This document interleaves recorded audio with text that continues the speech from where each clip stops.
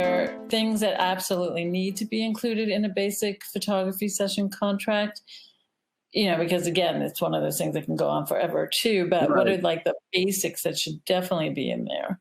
So who the parties are, what services you're going to provide, when you're going to provide them, where you're going to provide them, sort of the basic scope of work.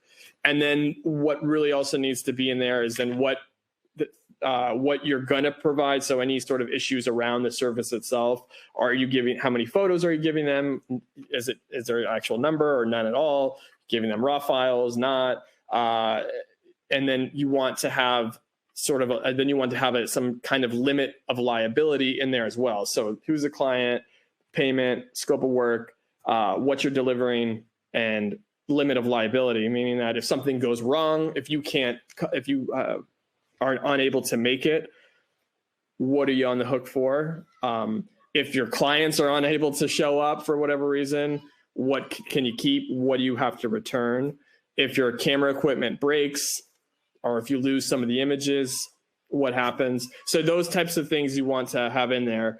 And you can make it general, for the most, you don't have to list out every single, what I'm trying to say is you don't have to list out every single possibility of things that could go wrong. So you can make it general enough for that, but you definitely want to hit on the fact that if you can't show up, what happens? If your client doesn't show up, what happens then?